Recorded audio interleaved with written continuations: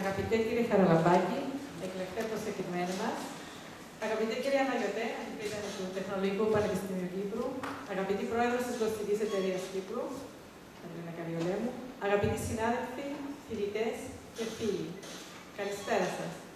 Εκ μέρους του Κέντρου Γλωσσών Σίμος Μενάρδος, σας καλωσορίζω στο Τεχνολογικό Πανεπιστήμιο Κύπρου και σας ευχαριστώ θερμά που μας τιμάτε απόψε με την παρουσία σας.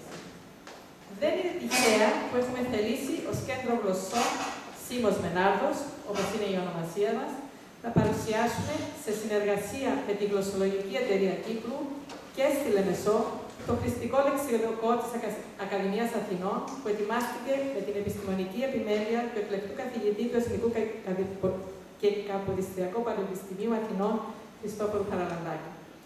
Και θα εξηγήσω τους λόγους. Όπως έχετε αντιληφθεί, η ονομασία του κέντρου μας, του Κέντρου Γλωσσών, του ΤΕΠΑΚ, φέρει το όνομα ενός πολύ μεγάλου γλωσσολόγου καθηγητή γλωσσολογίας στην Οξφόρδη και στη συνέχεια πρίτανη του Εθνικού και Καποδιστριακού Πανεπιστημίου Αθηνών. Οι εργασίες του Σίμου Μενάρδου ήταν από τις πιο σημαντικές που είχαν γίνει ποτέ στα χρόνια που ζούσε για τη γλώσσα στην Κύπρο και για άλλα παρεμφερή θέματα. Παράδειγμα, είναι συντάκτης του ετυμολογικού λεξικού κυπριακής διαλέκτου, το οποίο ενσωμάτωσε ο Χατζιωάννου στο βιβλίο του. Ο Σίμος Μενάρδος, λοιπόν, ενοποιεί το Εθνικό και Καποδιστριακό Πανεπιστήμιο Αθηνών και την Ακαδημία Αθηνών με το Τεχνολογικό Πανεπιστήμιο Κύπρου. Η Λεμεσός είναι η πόλη όπου δόθηκαν μάχες για τη γλώσσα, ιδιαίτερα κατά την περίοδο του λεγόμενου γλωσσικού ζητήματος της διαμάχης δημοτικής και καθαρέτουσας. Η Λεμεσός ως μια πόλη λιμάνι, μια πόλη των νέων ιδεών και της πρωτοπορίας, επέλεξε στον τύπο, στις εφημερίδες και στα περιοδικά τη δημοτική. Αυτό την κάνει να έχει μια στενή συγγένεια με το χρηστικό λεξικό της Ακαδημίας Αθηνών. Έχουμε δει ότι στο λεξικό χρησιμοποιείται, για παράδειγμα, η λέξη αυγό και με το αβγο και με το αygο.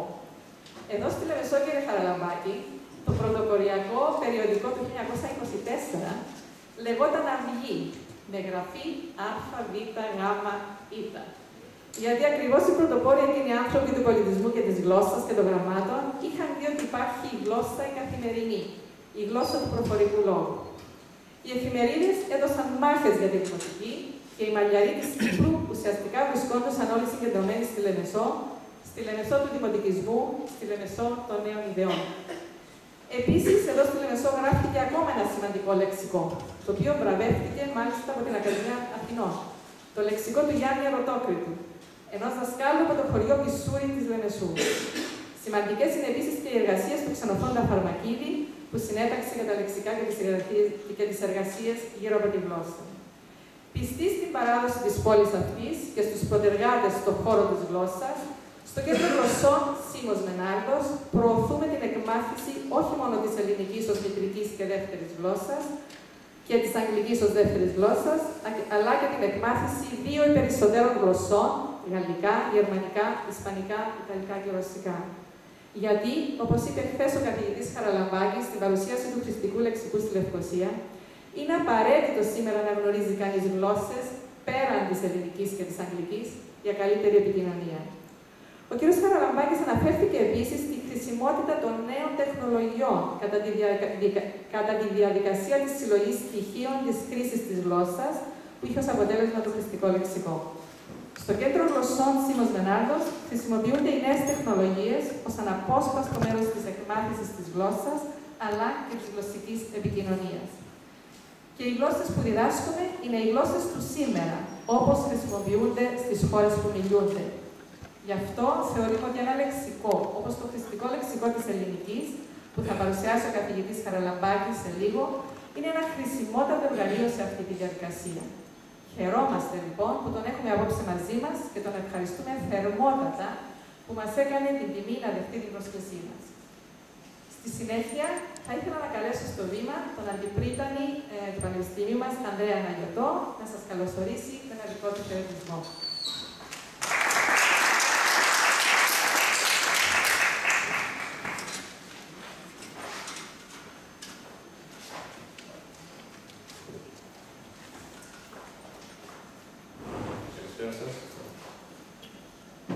Αξιότιμη καθηγητή του Εθνικού Καποδιστριακού Πανεπιστημίου Πρόεδρε και αγαπητά μέλη της Γλωσσολογικής Εταιρείας Κύπρου, αγαπητοί συντονίστες των γλωσσών, συνάδελφοι της πανεπιστημιακής κοινότητας του Τεχνολογικού Πανεπιστημίου Κύπρου, φίλες και φίλοι, με ιδιαίτερη χαρά καλωσορίζω εκ μέρους του Τεχνολογικού Πανεπιστημίου Κύπρου τον αξιότιμο καθηγητή γλωσσολογίας Χριστόφορο Χαραλαμπάκη από το Εθνικό και Καποδιστριακό Πανεπιστήμιο Αθηνών, αναγνωρίζοντας τη σημαίνουσα συνεισφορά του καθηγητή Χαραλαμπάκη στην ελληνική γλώσσα, θεωρούμε ότι η επίσκεψή του είναι μεγάλη τιμή για μας. Ως πανεπιστήμιο προσανατολισμένο στην εφαρμοσμένη επιστήμη, προσφέρουμε κυρίως κλάδους μηχανικής και τεχνολογίας, διοίκησης και οικονομίας, πολυμέσων και γραφικών τεχνών, επιστημών υγείας, γεωτεχνικών επιστημών και διαχείρισης περιβάλλοντος. Εν τούτης, δεν παραγνωρίζουμε το σημαντικό κομμάτι της επικοινωνίας και της γλώσσας, δύο ερευνητικές περιοχές που προσεγγίζονται εν μέρει από την Σχολή Επικοινωνίας και Μέσων Ενημέρωσης, αλλά κυρίως από το Κέντρο Γλωσσών. Το Κέντρο Γλωσσών του ΤΕΠΑΚ, με διευθύντρια την δόκτωρα Σαλόνη Παπαδήμα, παρά τη σύντομη πορεία του, έχει προσφέρει τεράστιες υπηρεσίες στο Πανεπιστήμιο με τα προγράμματά του και έχει καταγράψει σημαντική δραστηριότητα σε τοπικές και διεθνείς διοργανώσεις, αλλά και ερευνητική δραστηριότητα και δημοσιεύσεις σε πολυδιάστατους τομείς γλωσσολογίας, ελληνικής γλώσσας, αλλά και ξένων γλωσσών.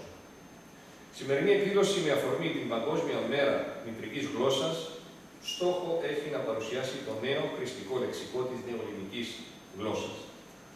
Το λεξικό αυτό αποτελεί την ολοκλήρωση μιας πολυετούς ερευνητικής προσπάθειας στην Ακαδημία Αθηνών, με επιστημονικό υπεύθυνο τον καθηγητή Χαραλαμπάκη. Η ολοκλήρωση της συγγραφής ενός λεξικού είναι τιτάνιο έργο και πάντα μεγάλο γεγονός για τη γλώσσα μας. Το συγκεκριμένο λεξικό της νεοελληνικής αποτελεί μια άκρως αξιόλογη και καινοτόμο προσπάθεια που στόχο έχει να περιγράψει με αντικειμενικότητα και ειλικρίνεια τον πλούτο της νεοελληνικής όπως χρησιμοποιείται σήμερα και όχι να επιβάλλει ρυθμιστικούς κανόνες για την ορθή χρήση της γλώσσας. Λαμβάνοντας υπόψη εξίσου τη γραμματική αλλά και την επικοινωνιακή ικανότητα του χρήστη, αναδεικνύει τη γλώσσα ως χρήση και ως ζωντανό οργανισμό και όχι ως ένα αφηρημένο σύστημα. Πέρα από την νεωτεριστική προσέγγιση του, το λεξικό, αναπτύσσοντας 75.000 λύματα, παρουσιάζει καινοτομίες όπως η περίληψη 5.000 νέων υλισμών, η λήψη υλικού από ηλεκτρονικές βάσεις δεδομένων στην Ελλάδα και διεθνώς και η διάκριση της σημασίας από τη χρήση, η καταγραφή αυθεντικών παραδειγμάτων, ο υφολογικός προσδιορισμός λέξεων και εκφράσεων και άλλα πολλά στοιχεία που διαφοροποιούν το έργο αυτό από άλλα εφιστάμενα λεξικά. Μέσα από 1.819 σελίδες, το λεξικό αναδεικνύει τον πλούτο και την εξελισσόμενη δυναμική της νεοελληνικής με τον καλύτερο τρόπο. Το λεξικογραφικό αυτό επώνυμα αποτελεί ένα πλήρες και εξυγχρονισμένο έργο που καταγράφει την πραγματική έκταση της νέας ελληνικής σε προφορικό και γραπτό επίπεδο. Κλείνοντας, θα ήθελα να δώσω συγχαρητήρια στον καθηγητή Χαραλαμπάκη και την ομάδα του για το σπουδαίο αυτό έργο και να ευχηθώ το λεξικό να είναι καλό τάξιδο και να αγκαλιαστεί από όλο τον ελληνόφωνο κόσμο παγκόσμιο. Ευχαριστώ πολύ.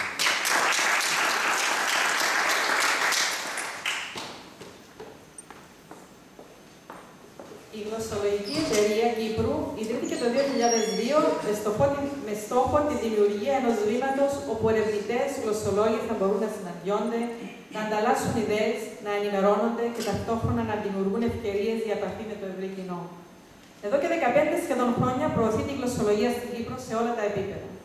Περισσότερα θα μας πει η πρόεδρος της και καθηγήτρια στο Πανεπιστήμιο Κύπρου, Μαριλένα Καριολέου.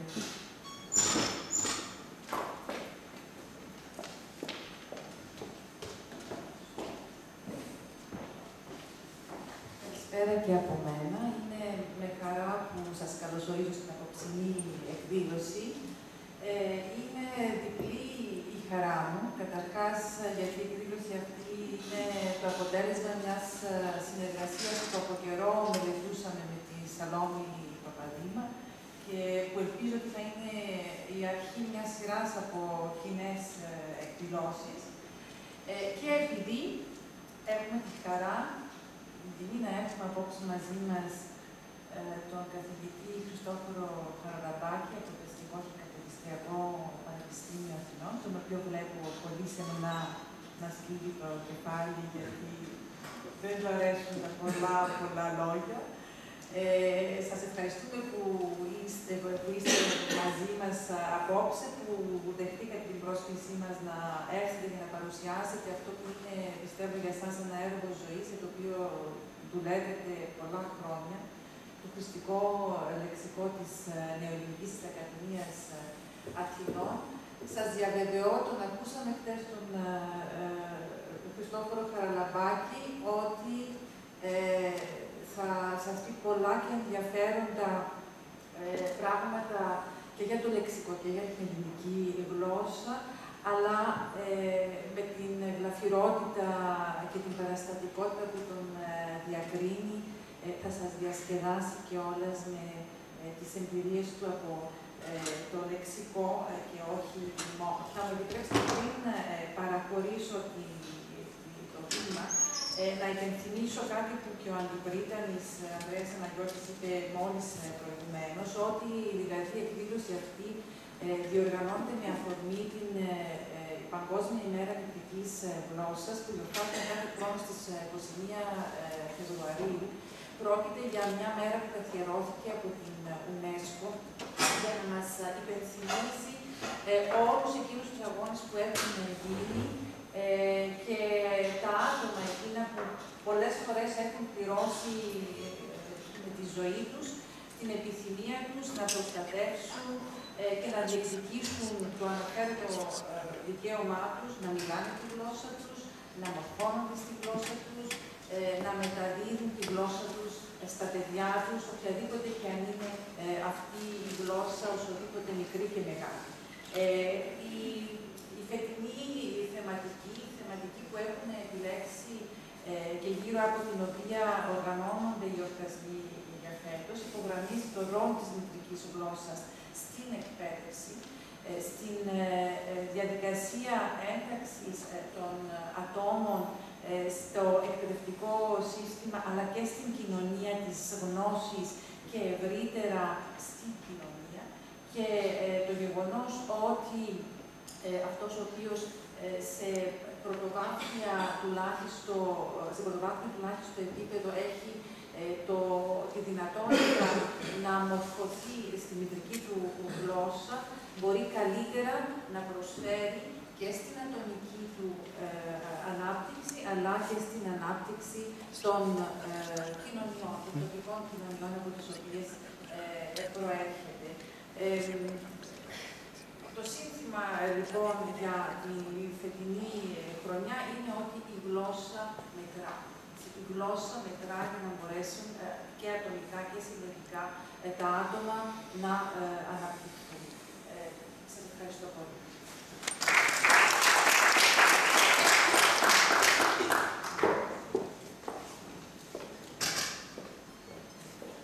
Η Μαριάννα Κατσογιάννου, μέλος της Γλωσσολογικής Εταιρείας Κύπρου και καθηγήτρια στο Πανεπιστήμιο Κύπρου, θα κάνει στη συνέχεια μια σύντομη παρουσίαση του κ. Χριστόφορου Χαραλαμπάκη, πριν δώσουμε το βήμα στον ίδιο. Ευχαριστώ. Αυτό το κάνουμε να σας πατάμε σε αγωνία όμως. Το φέρνουμε. Η δουλειά μου λοιπόν είναι να σας μιλήσω λίγο για τον κύριο Χαραλαμπάκη. Χθες είπα πάρα πολύ λίγα. Σήμερα, αν μου δίνετε την άδεια, μπορώ να πω και λίγο περισσότερα. Χθες έλεγα στο κοινό μας ότι ο κύριος Χαραλαμπάκης δεν έχει μόνο κάνει το λεξικό. Έχει προσφέρει περισσότερα πράγματα από ό,τι νομίζουμε στη λεξικογραφία, με την έννοια ότι πάντα στην καριέρα του και στις σπουδές του ασχολήθηκε με τη λεξικογραφία. Μερικά πράγματα για το πώς ασχολήθηκε με τη λεξικογραφία και πώς έκανε όνειρο από ένα λεξικό, μας τα είπε ο ίδιος χθες και φαντάζομαι ότι αν έχει το χρόνο θα τα επαναλάβει ο ίδιος. Μας είπε ότι από μικρός ονειρευόταν ένα λεξικό. Αυτό που εγώ είπα στο κοινό, γιατί αυτό ήξερα μέχρι χθες, είναι ότι ούτως ή άλλως από φοιτητής ασχολήθηκε με τη λεξικογραφία, ότι το διδακτορικό του όταν έγινε στη Γερμανία ήταν πάνω σε θέματα λεξικογραφίας και ότι όταν γύρισε στην Ελλάδα για να δουλέψει, πάλι η πρώτη του δουλειά ήταν πάνω στη λεξικογραφία και μάλιστα ήταν στην Ακαδημία Αθηνών, εκεί που τώρα έκανε το λεξικό.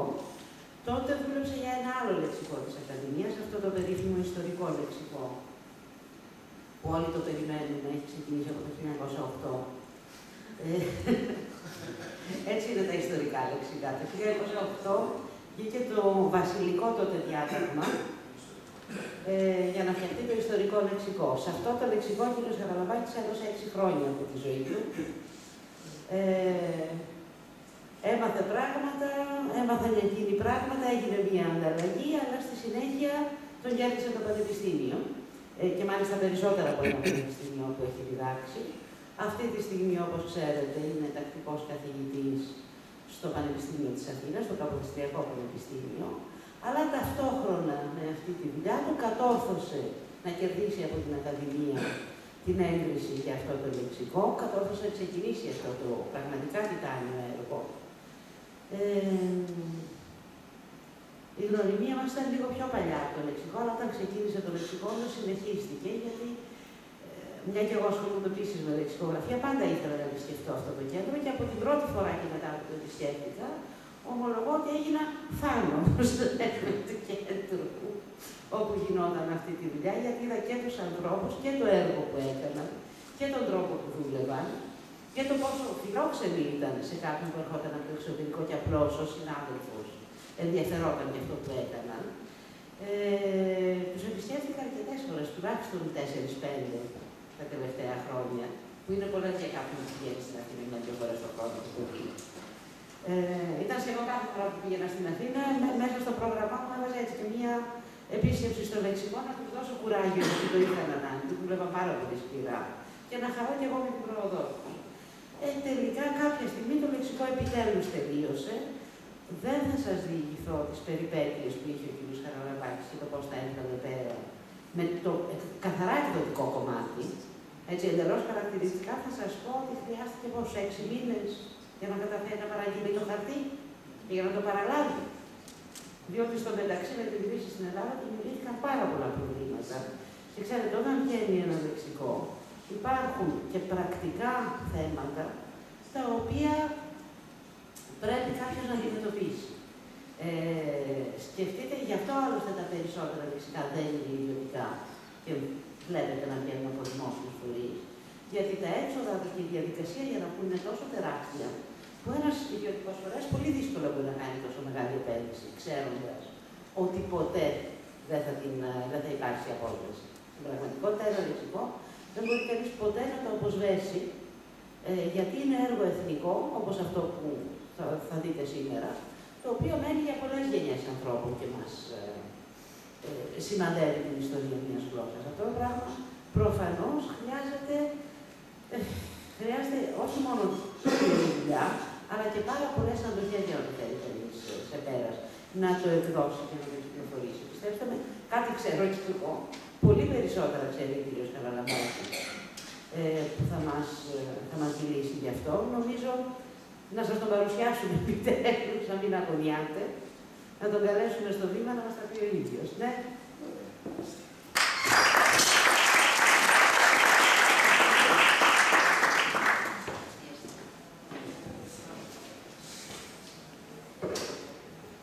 Κύριε Αντιπρίτανη, κυρίες και κύριοι συνάδελφοι, η συγκίνησή μου είναι μεγάλη για την ύψιστη τιμή που μου έκανε τόσο η Γλωσσολογική Εταιρεία Κύπρου, όσο και το Τεχνολογικό Πανεπιστήμιο Κύπρου, να με καλέσετε εδώ να παρουσιάσω ένα έργο το οποίο πραγματικά είναι έργο ζωής.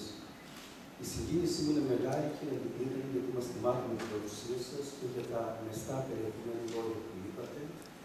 Η πρόεδρος, η αγαπητή συνάδελφος και εκλεκτή ερευνήτρια, η κυρία Καριολέμου, χθες με παρουσίασε όπως και σήμερα με λόγια αγάπης, γιατί είναι ένας άνθρωπος που εκτιμώ ιδιαίτερα, όπως και την συνάδελφο κυρία Κατσογιάννου, διότι δουλεύουμε μαζί χρόνια και η κυρία Κατσογιάννου είχε έρθει στην επίσημη παρουσίαση του Λεξικού στην Ακαδημία Αθηνών στις 3 Νοεμβρίου και την ευχαριστεί και η Ακαδημία, διότι ως κριτική αναγνώστης διάβασε σπουδαία ελλείμματα του Λεξικού και πρόσφερε την ουσιαστική συμβολή της και κάτι άλλο, την ηλεκτρονική βάση δεδομένων, στην οποία στηριχθήκαμε για αυτό το λεξικό, είναι δική της έμπνευση και αν δεν είχα αυτή την ηλεκτρονική βάση επιλέξει του Ινστιτούτου Επεξεργασίας του Λόγου, θα είχα καταθέσει τα όπλα, γιατί χάρη στους αυτοματισμούς μπορούσαμε να διορθώνουμε πράγματα τα οποία μας είχαν διαφύγει.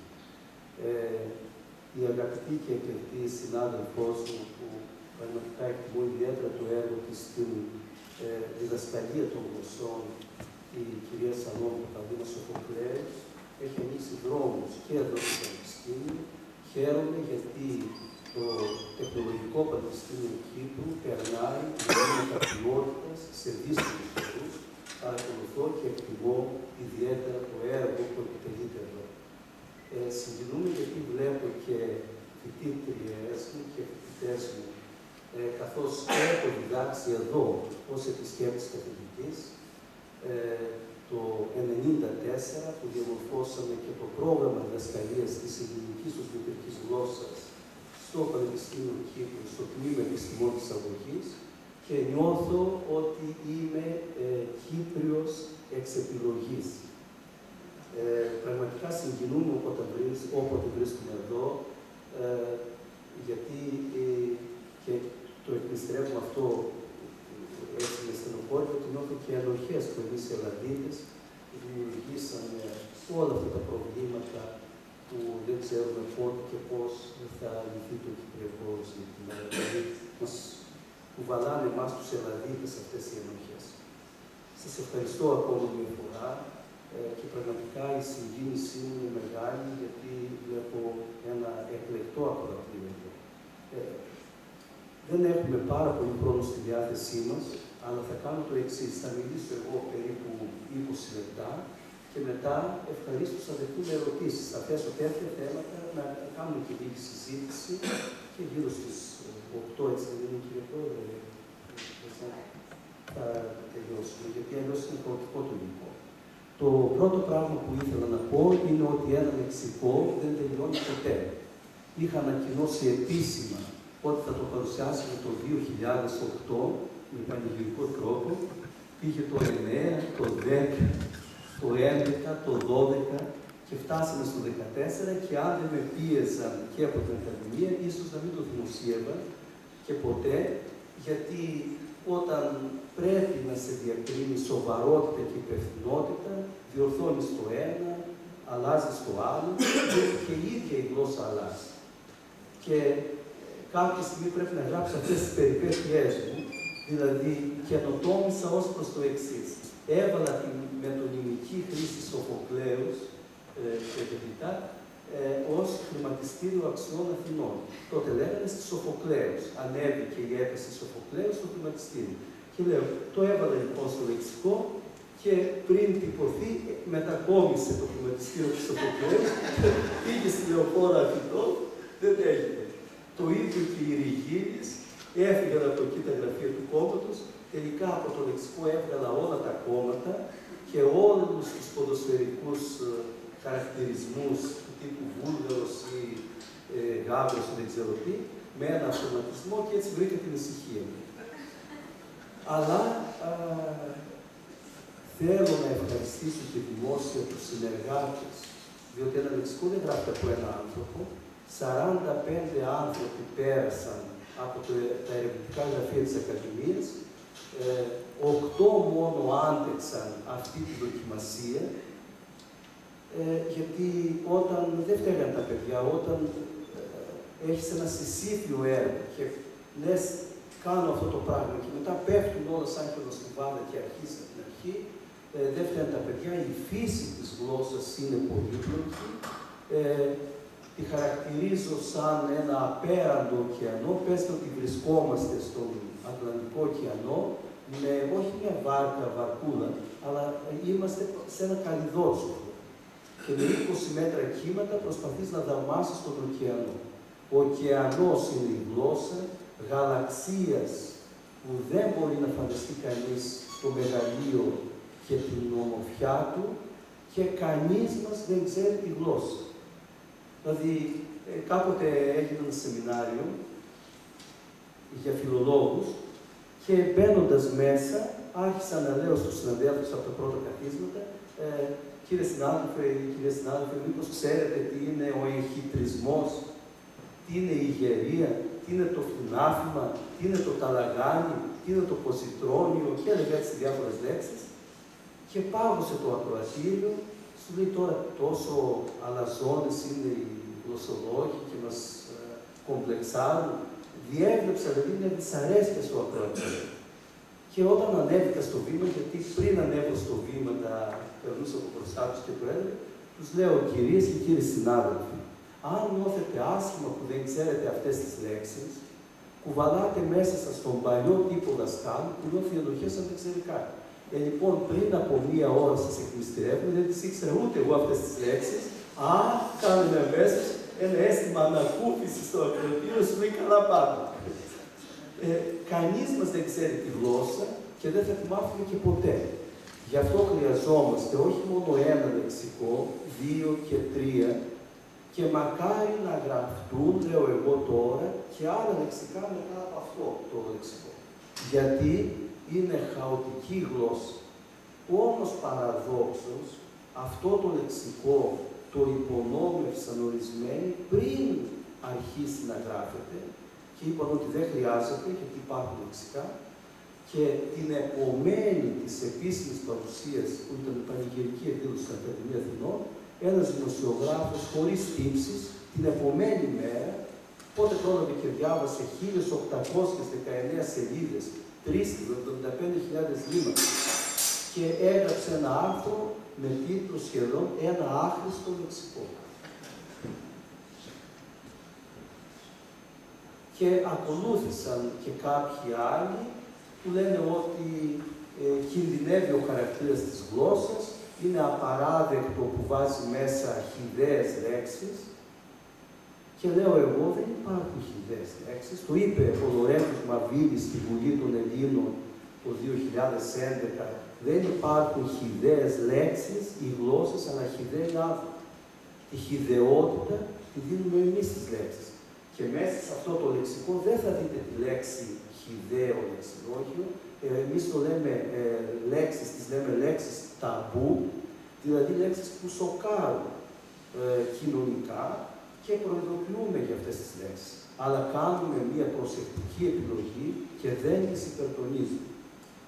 Αλλά κάποιοι ενοχλήθηκαν γιατί βάλαμε, ξέρω εγώ, τη λέξη ιντερνετάκες ή κοκάκες ή καληνυχτάκες, η οποία όμως είναι πολύ ωραία λέξη. Κοιτάξτε στον προφορικό λόγο πόσο εύπλαστη είναι η γλώσσα μας, όπως ξέρετε, καληνυχτάκες είναι ο νεαρός που συνοδεύει την κοπέλα κάθε βράδυ μέχρι το σπίτι της, τρέπεται να της πει ότι την αγαπάει και της λέει καληνύχτα.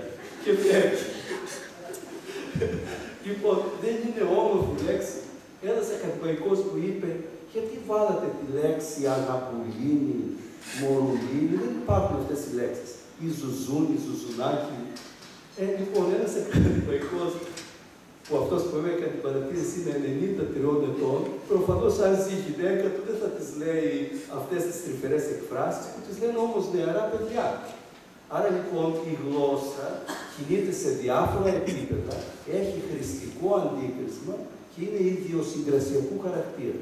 Δηλαδή, ανάλογα με την ηλικία, το επάγγελμα, το φύλο και 1002 παράγοντες, διαμορφώνεται το λεξιλόγιο. Βλέπω ότι οι φοιτητές μου στο πανεπιστήμιο, τα αγόρια, έχουν ούτε λίγο πολύ αχρωματοψία.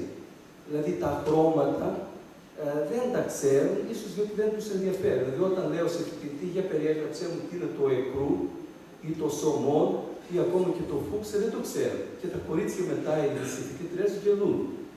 Διότι το κορίτσι είναι λογικό να δείχνει ενδιαφέρον στα χρώματα, στη μόδα και επομένως κάποιες λέξεις που ξέρει ένας άνθρωπος, ο άλλος τις αγνοεί. Μετά από αυτά τα εισαγωγικά, αν θέλεις να δείξουμε, διότι από εδώ ξεκινάμε, το πρώτο πράγμα που μου έθεσαν πριν αρχίσει να γράφει το λεξικό, γιατί θα γραφτεί, λέω, έχουμε 10 λόγους, είναι 10 οι καινοτομίες, δεν ξεχάσαμε την 11η, δεν την έχω βάλει εκεί, που είναι ο συλλαβισμός των λέξεων. Είναι το μόνο λεξικό που έχει συλλαβισμό κάθε λέξη. Αυτόματα βγήκαν αυτά. Θα το δείτε σε λίγο. Να το συλλαβισμό, εκεί που λέω ανοσοκυλία, να βάζω το λίμα, μετά σε πολυτονικό, γιατί να αναφέρει το δικαίωμα του κάθε νεοέλληνα να θέλει να ξέρει αν παίρνει ψηλίδα ή μια λέξη υπερισπομένη. Βάζω το πολυτονικό, ακολουθεί με αυτοματισμό ο συλλαβισμός, μετά η γραμματική κατηγορία εθνικό και μετά έχουμε τον ορισμό, κλάδος που μελετά τις χημικές διαδικασίες των νοσολογικών φαινομένων, ακολουθούν τα παραδείγματα, κλινική βιοχημία και ανοσοκυλία. Παραπέμπουμε σε σύνθετα, γιατί δεν θα το πω στο μυαλό κάπου καλά, εδώ είναι στο άρθρο που το βρει την άμοσο-ισοχημία. Βλέπε άμοσο-βιολογία που είναι παρεμφερής κλάδος και κάτι το καινοτόμο που κάνουμε, βάζουμε την πρώτη εμφάνιση των λέξεων για να βλέπουμε την ιστορία εξέλιξης των επιστημών.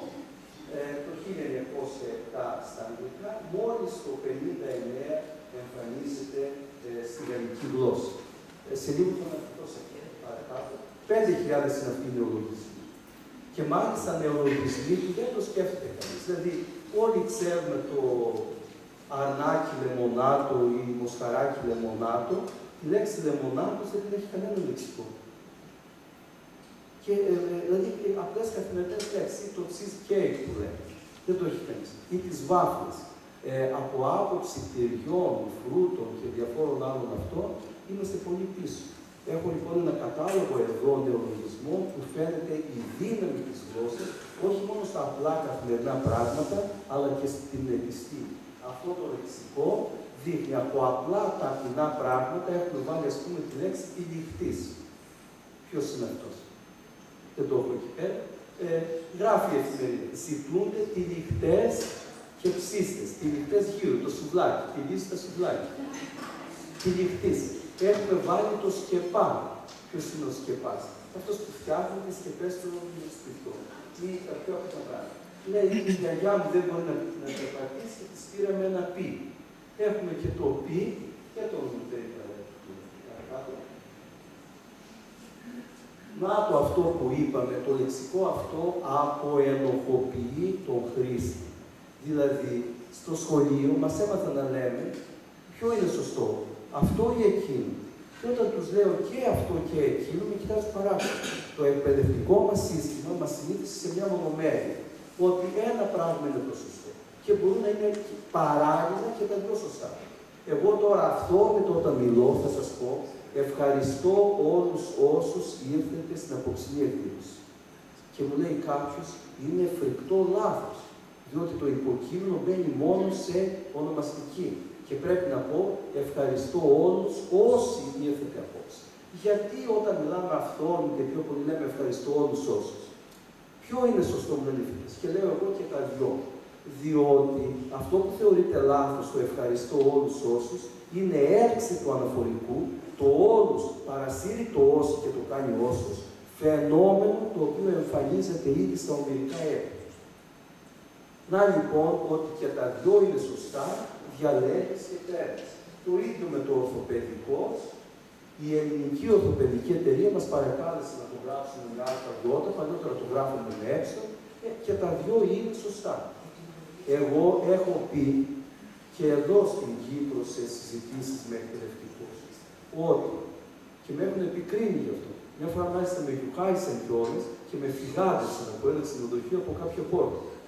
Στην Αθήνα, από μια άλλη πόρτα, γιατί όρμησαν πάνω μου, ήταν μέσα και ακροατήριο ακραίων Ελληναράδων μέσα σε εισαγωγικά και σου λέει να θέλεις με αυτά που λέει, διότι είπα ότι όταν το λάθος, προσέξτε αυτό, καθιερωθεί, πάβει να είναι λάθος. Και αυτό δεν θέλουμε να το κολλέψουμε. Δηλαδή, όταν λέμε, παλιότερα έλεγα στα παιδιά που τα ακούσαν, κάθισε όρθιος. Πώς μπορείς να το κάνεις αυτό το πράγμα, να καθίσεις όρθιος? Λέμε καλή επιτυχία. Αυτό είναι περιττό. Διότι η επιτυχία δεν μπορεί να είναι κακή, αλλά αν σας πω επιτυχία, θα πείτε με μισή καρδιά το λέει. πες το καλή επιτυχία. Άρα εμφατικά, εκατοντάδες είναι αυτές οι περιπτώσεις που το λάθος και στην ορθογραφία καθιερώνει. Εγώ δεν τολμώ να γράψω σωστά τη λέξη χημεία. Ναι. Όχι, δεν πειράζει. Δεν το έχω βάλει εκεί, το αφήνω εκεί ακόμα. Τη λέξη χημεία, ξέρετε πώς γράφεται το χυμό. Η λέξη χυμός, χυμός φρούτου. Ήψη. Η χημεία είναι η επιστήμη των χυμών και γράφεται με ύψη. Ένα είναι το μεγαλύτερο λάθος της ελληνικής γλώσσας. Πριν από 2 χρόνια ήμουν στην Επιτροπή του Υπουργείου Παιδείας και για να επιλέξουμε σχολικούς συμβούλους. Και ήρθε ένας χημικός και μου λέει: κύριε καθηγητά, δέστε εδώ πέρα. Του επέστρεψε το Υπουργείο Παιδείας και με επίπληξη, διότι αυτός ήταν χημικός και έγραφε Νικολόπουλος, ξέρω εγώ Κώστας, χημικός, το χ με ύψη. Και του το επιστρέφει το Υπουργείο Παιδείας, λέει: είστε αγράμματος, απαράδεκτος, διότι 3 φορές έχετε τη λέξη χημικός λάθος και δεν τρέπεστε. Και τους απάντησε και μου έδειξε: ο χημικός γράφεται σωστά με ύψη. Έτσι γραφόταν παλιώς. Και αν δείτε και παλαιότερα λεξικά του 18ου αιώνα, έτσι γράφει. Καθιερώθηκε κατά αναλογία προς το αλχημία, που εκεί σωστά γράφεται με ήτα, διότι είναι αντιδάνειο, το ήτα, και τώρα δεν ενοχλείται κανείς. Εγώ δεν τολμώ να γράψω σωστά την πολυθρόνα, γιατί θα με κοροϊδεύουν ότι τη γράφω λάθος. Πώς τη γράφετε εσείς την πολυθρόνα, το λύση. Με ύψη. Είναι γελία η αυτή η ορθογραφία, διότι η πολυθρόνα δεν έχει καμία σχέση με το πολύς, ούτε με το θρόνος, ούτε θρόνος είναι, ούτε πολύς, ένα άτομο κάθεται στην πολυθρόνα. Είναι η ιταλική λέξη πολτρόνο. Και είναι γιώτα. Το συντριβάνι, ούτε τρίβεις, ούτε συντρίβεις κάτι εκεί μέσα. Είναι το τουρκικό σαντριβάνι και γράφεται με γιώτα. Να λοιπόν ότι αναθεωρούνται οι ορισμοί πρέπει να είναι σύντομοι. Εδώ βλέπετε το ενάλιος, το γράφουμε θαλάσσιος και τελειώνει η υπόθεση. Παρακάτω, Μαριάννη. Όλα τα λεξικά γράφουν σε πολλές περιπτώσεις. Είδος κτηνού, είδος ζώου.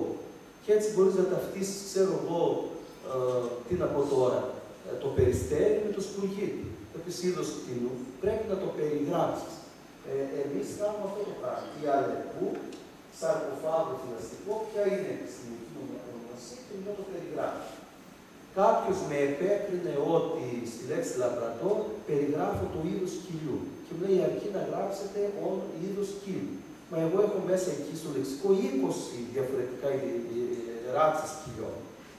Από σκύλου συντροφιάς μέχρι το πεχινουά και το κανείς και δεν ξέρω πια.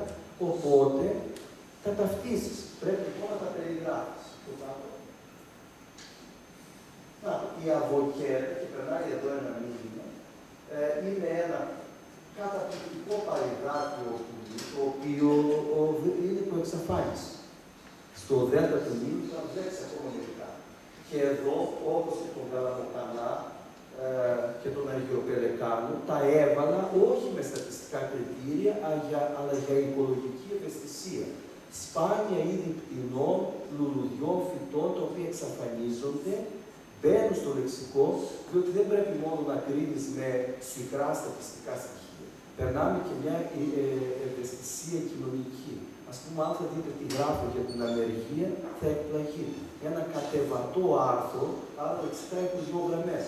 Η ανεργία, που πολλά νέα παιδιά περνάνε αυτό το δράμα και μειώνεται και αυτή η εικόνα τους, και εμείς οι μεγάλοι φέρουμε ευθύνη, γιατί δεν είναι τραγικό να έχεις φοιτητές πτυχιούχους φιλοσοφικής με 2-3 ξένες γλώσσες και να μην βρίσκουν δουλειά.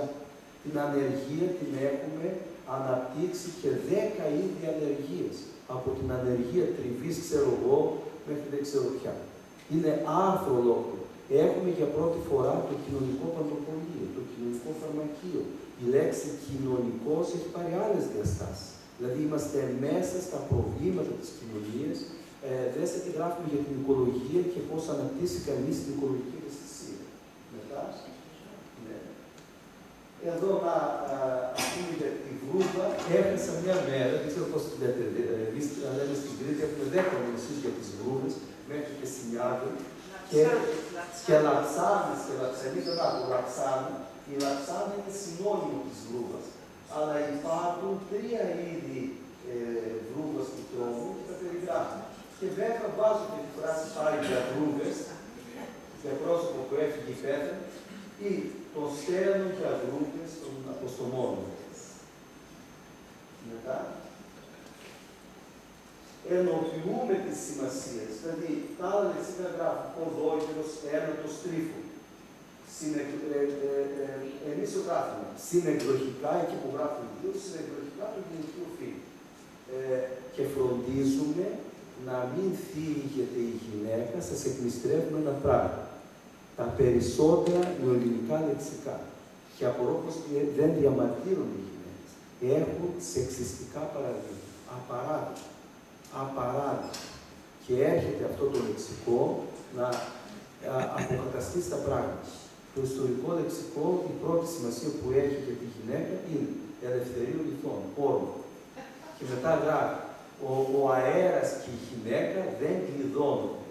Δυσφύλακτος η γη, δεν μπορείς να το φυλάξετε. Ο άντρας λέει πεπόνι και η γυναίκα λέει λεμόνι. Μέσα παρένθεση, πείσμον η γη, πεισματάρα δηλαδή η γυναίκα. Ο άντρας δεν είναι πεισματάρης. Όλα εναντίον της γυναίκας. Στον άντρα γράφει ελεύθερος, ανεξάρτητος άνθρωπος, παλικάρι, ελευθέρος. Φρίτσι. Ενοποιούμε τις σημασίες λοιπόν. Ένα λεξικό έχει 53 σημασίες για το κόβο. Αποκλείεται. Κοιτάζω εγώ τι γράφει το αγγλικό λεξικό, τι γράφει το γαλλικό, το γερμανικό, το τελικό, το ισπανικό. Μπράβο εδώ στο Τεχνολογικό Πανεπιστήμιο Κύπρου που δίδει έμφαση στις γλώσσες. Οι γλώσσες ανοίγουν ορίζοντες. Ο Ένιος, ένας ποιητής του Δευτέρου του αιώνα και ιστορικός, έγραψε «Ξέρω 3 γλώσσες και έχω 3 καρδιές». Άρα τίποτε δεν είναι καινούριο και οι αρχαίοι Έλληνες προωθούσαν την πολυγλωσσία και ξέρετε ότι υπήρχαν μεταφραστικά γραφεία στην αρχαιότητα και τους μετέφραζαν κείμενα. Ποιες είναι οι πραγματικές σημασίες του κόβου, τις έχω εδώ. 10 είναι. Αλλά τις περνάμε, Μαριάννα, γρήγορα αυτές τις ανοιχτές.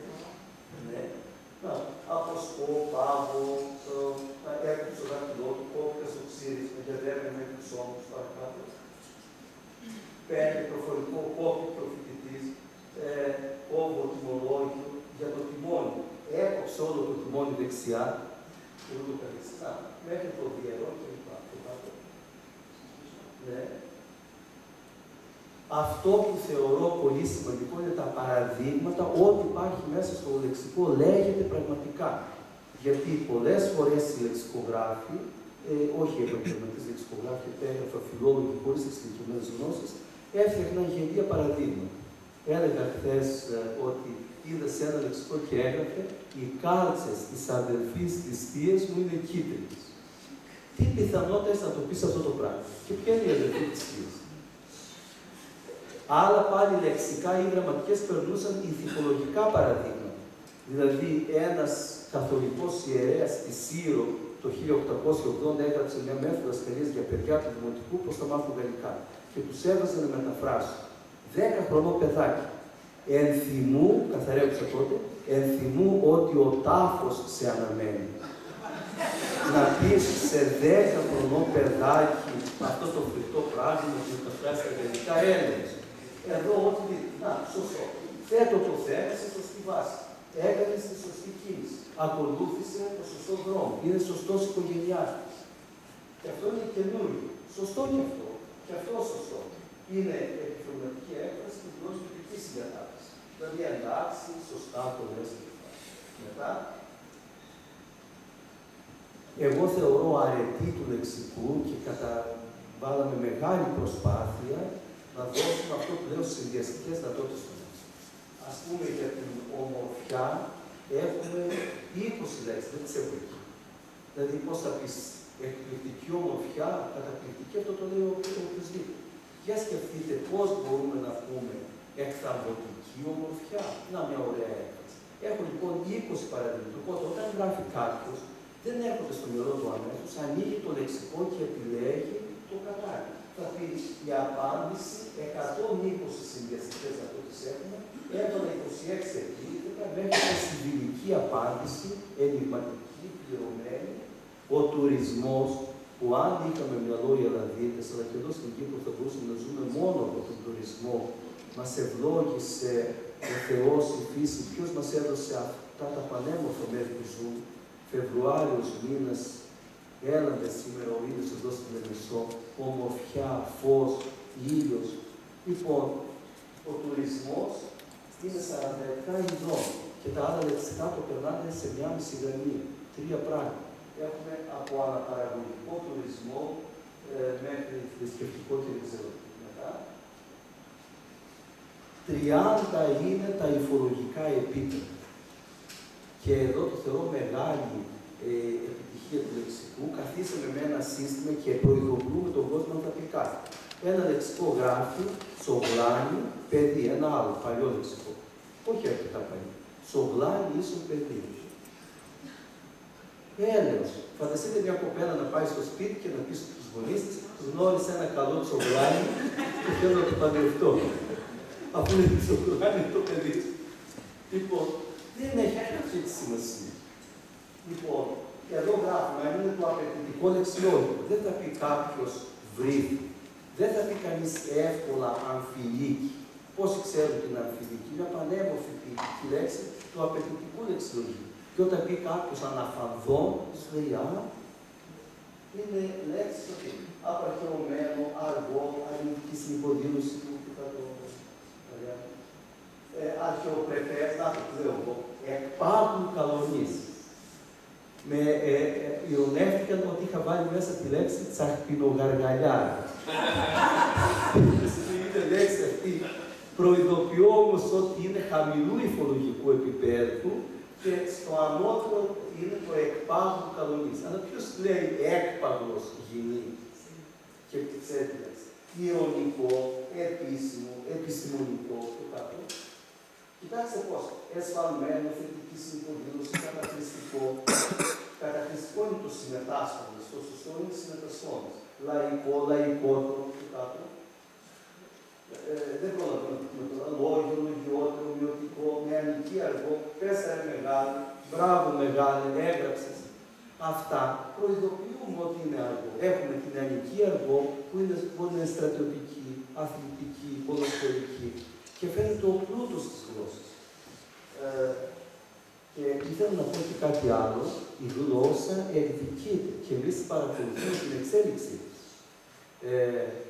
Η γνωστή λέξη, η συχνότερα χρησιμοποιούμενη λέξη στην ελληνική με τα 3α, άκουσα μια φοιτήτρια να αποκαλεί τη συμφοιτήτριά της με την ίδια λέξη, αλλά αντί α στο τέλος ωμέγα, κατά το χάιδο ή κρυστάλλο, και της έλεγε ρε, τάδε. Λοιπόν, εμείς αυτό το λεξικό έχουμε βάλει πρώτη σημασία για αυτή τη λέξη φιλική προσφώνηση.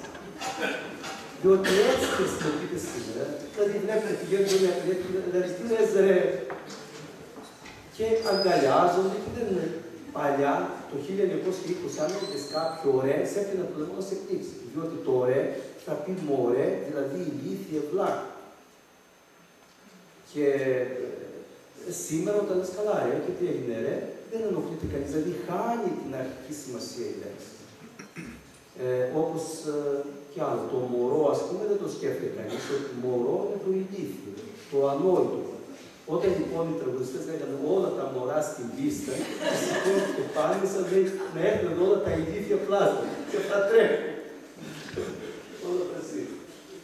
Το οικείο, να χαρίσει τα μάτια σου. Αυτό δεν θα το πεις αν ξέρεις τον άλλο. Ναι, παρακάτω. Το παλαιότερο, το παροχημένο, το προφορικό, το σπανιότερο. Κοιτάξτε, όλα τα λεξικά γράφουν τρόφιμο. Ποιος λέει τρόφιμο? Τρόφιμο τα λέει. Αστράφτο, χιονίζω, το λέμε, χιονίζει, αστράφτη, το βάζω στο πρόσωπο που θέλεις. Παρακάτω. Οι λέξεις αυτού που δεν θα τις πω τώρα και το λεξικό δεν έχω βάλει, έχω μόνο. Να το παιδευτικό που έλεγα στο Ζήνη, το Ζηνάκι, το χιουμοριστικό βουζουκλερί, το βουζουξίδικο και γι' αυτό με επέφυγα.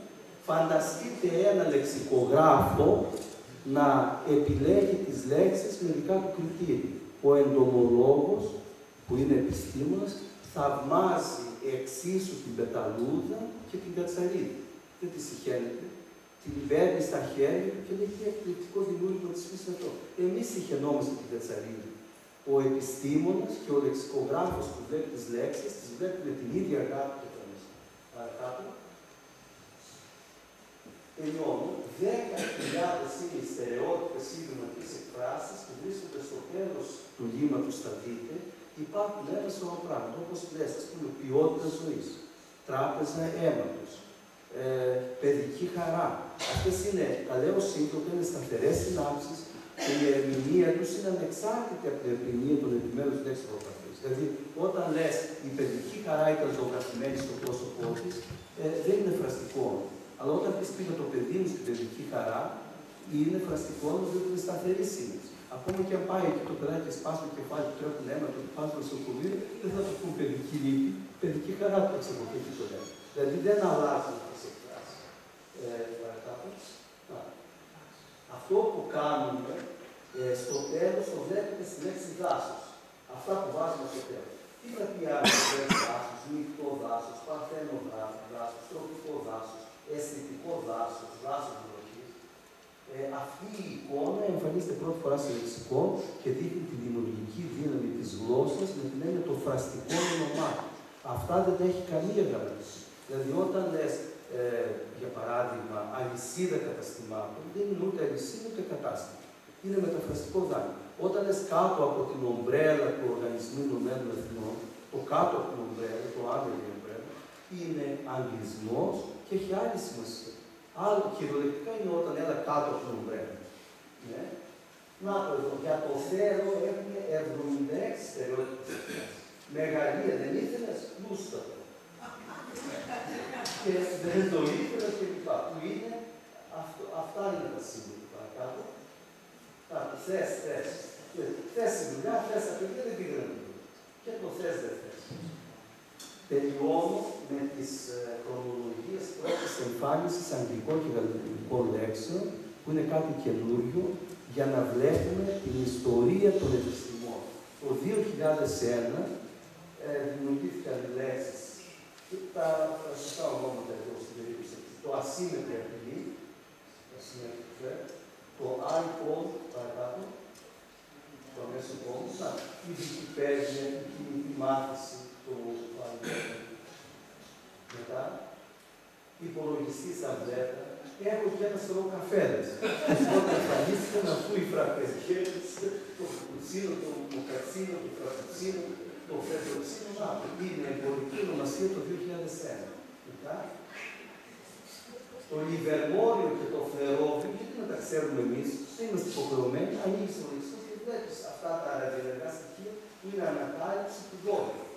Μετά, βλέπετε πότε έγινε το πρώτο ατμοσίδερο, πότε έχουμε τη βιταμίνη, τι είναι η γκρίζα βιογραφία, η μονογονεϊκή οικογένεια που ήταν αδιανόητο όταν ήμουν εγώ παιδί, είναι τώρα γεγονός παντού. Το 1969 έχουμε τις μονογονεϊκές οικογένειες. Ο οικοτουρισμός που άρχισε η οικολογική συνείδηση μόλις το 1982. Ναι. Βάζω εδώ ένα λίμα για να δείτε το θαυμαστό κόσμο των επιστημών που ανοίγεται μέσα από τη γλώσσα. Η χημεία έχουμε, κοιτάξτε, 20-25 κλάδους της χημείας. Βιομηχανική, γενική, γεωργική, περιβάλλον, μετάλλων, μέχρι και υπολογιστική χημεία, φαρμακευτική χημεία. Άμεσοχημεία, γεωχημεία, ηλεκτροχημεία, πετροχημεία, πετροχημεία.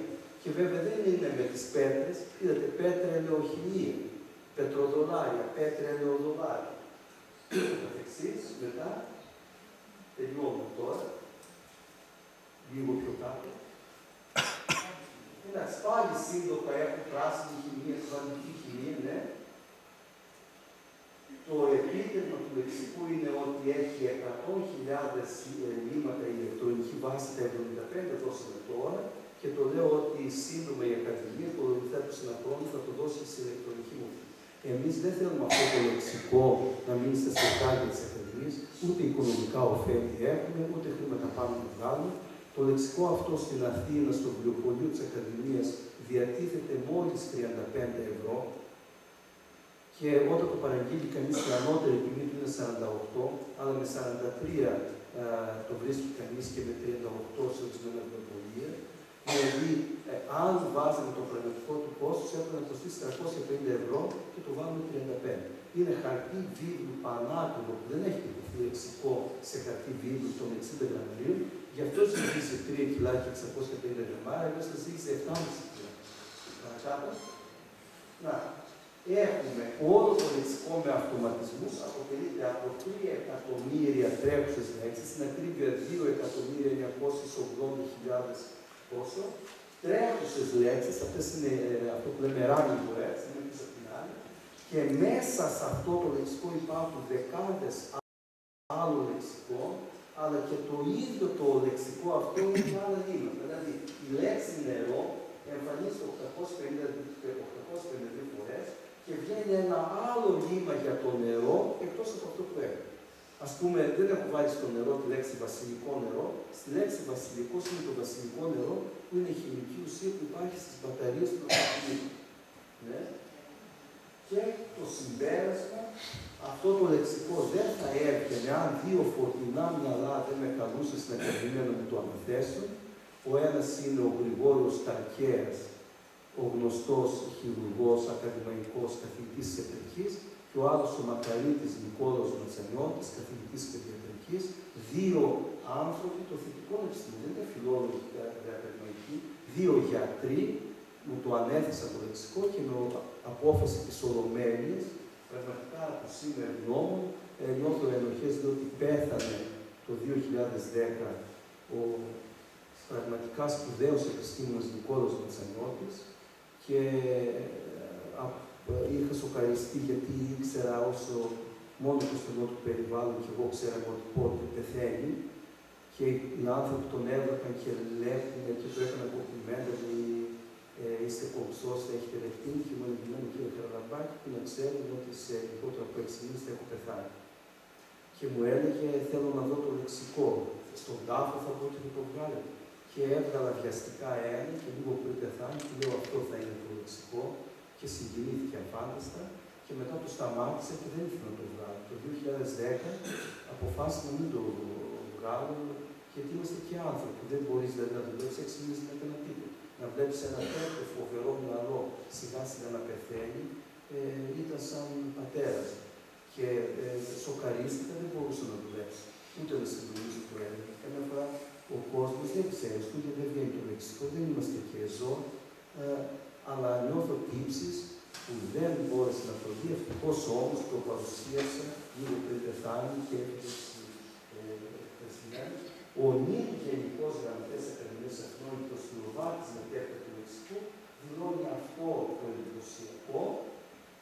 Το λεξικό αυτό δείχνει τις εκφραστικές δυνατότητες της γλώσσας μας και δείχνει ότι δεν έχουν δίκιο οι κινδυνολόγοι. Αυτοί που μιλάνε για παραπλή και φθορά της γλώσσας, παίρνουν ένα λεξικό στα χέρια τους, που δείχνει ότι η γλώσσα μας είναι πλούσια, εκφραστική, όμορφη, ζωντανή και δεν φταίει η γλώσσα που εμείς την κακοποιούμε ή δεν χρησιμοποιούμε τις αναλλακτικές της δυνατότητες.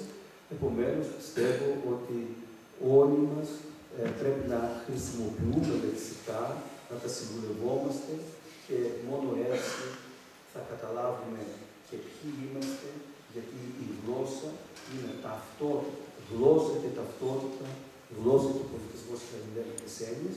Και τελειώνω με κάτι που δεν το είπα ούτε στην Ευκοσία, το ξέχασα, αλλά επιτρέψτε να το πω εδώ. Είχα ένα χαρτάκι που είχε σημειώσει και το ξέχασα. Αυτό το λεξικό εμπεριέχει μέσα πολύ σημαντικά πράγματα για την γη. Τα επέλεξα, θα τα δείτε. Δηλαδή, δεν λέω τώρα ότι έχω βάλει τη ζυβανία, την κουμανταρία, ακόμα και το λευκαρίτικο κέντημα. Στη λέξη κέντημα βρήκα την ευκαιρία να βάλω αυτά τα καταπληκτικά έργα. Όταν τα πρωτόδια τα χάσα. Και τις εφταλιές έχουν και το χαλούνι έχουν. Λοιπόν, έχω βάλει στη λέξη ακρεφνής, δεν θα το πιστέψετε, να πείτε τώρα τι έβαλα κυπριακό λέτε στη λέξη ακρεφνής. Λοιπόν, λέω, διατηρεί ακρεφνές το κυπριακό του ιδίου. για να δείξω ότι πρέπει να είμαι υπερήφανοι για την προφορική μας γλώσσα, που είναι η κυπριακή, η κρητική και η ποντιακή γλώσσα, αποτέλεσμα διεργασίας αιώνων, οι λεγόμενοι Αθηναίοι, και ποιοι είναι τέλος πάντων που καμιά φορά μας κοροϊδεύουν, και έχω δει φοιτητές μου να έχουν ένα είδος γλωσσικής μειονεξίας. Και εγώ το ένιωσα αυτό. Είχα πει κάποτε, όταν 18χρονο παιδάκι από την Κρήτη πήγα στην Αθήνα και μιλούσα βαριά κριτικά, «Χαίρε, τι κάνεις» και «Τσε», έλεγα, γελούσα και με κορόιδευα. Μόλις μπήκα στο αμφιθέατρο, 700 άτομα, κάνει μια ερώτηση ο καθηγητής μας, λέει ποιο ξέρει να απαντήσει, δεν σηκώνει κανείς το χέρι του, σηκώνω εγώ το χέρι σε βαριά κριτική προφορά και ένα γέλιο έπεσε στο ακροατήριο εις βάρος μου και μετά με έλεγα το κριτικάτσι, το κριτικάτσι. Λοιπόν, να νιώθουμε υπερήφανοι για τη γλώσσα μας και τη διαταγωγή μας. Ήμουνα πριν από μερικά χρόνια στον Καλοπαναγιώτη. Κάθισα σε ένα πεζούλι, μια γριούλα εκεί πέρα, καθόταν και είχε ένα σωρό μυρμήγκι. Και μου λέει λιμπούρους, μου τους είπε λιμπούρους. Λοιπόν, και το ακούει ένας και γελά. Ξέρετε ότι η λέξη λίμπουρας, με τη μορφή λίπος, υπάρχει στα περί τα ζώα ιστορία του Αριστοτέλη. Λέτε η γρηγούλα αυτή να διάβασε Αριστοτέλη, που βαλούσε μια προφορική παράδοση αιώνων. Αυτή είναι η ομορφιά της γλώσσας. Έχω και το κυπριακό, το ψευδοκράτος, αλλά με πολύ ωραίο τρόπο. Βάζω λέξεις που έχουν σχηματιστεί στην Κύπρο και πρέπει να τις πάρουν όλοι οι Ελλαδίτες. Η αθλητοπρέπεια και το αθλητοπρεπής είναι εκφράσεις που δημιουργήθηκαν εδώ στην Κύπρο για το ήθος του αθλητισμού. Είδατε τα χάρη μας τώρα που σταμάτησα το ποδόσφαιρο στην Αθήνα, αλήθεια, και έρχεται η Κύπρος να μας δείξει με ωραίες λέξεις. Βάζω όμως και κάποια που μεταφέρονται αρνητικά, ας πούμε το απολογούμε. Εμείς δεν το λέγαμε στην Ελλάδα, το πήραμε από εσάς το apologize, δηλαδή ζητώ συγγνώμη, ενώ το απολογούμε είναι για τον κατηγορούμενο, τον απολογεί. Δηλαδή αγγλισμούς. Αυτό όμως που έχει σημασία, ότι σε αυτό το λεξικό η Κύπρος εμφανίζεται σε πολύ ωραία συγκείμενα. Στη λέξη νησί έβαλα το νησί της Αφροδίτης. Σας ευχαριστώ.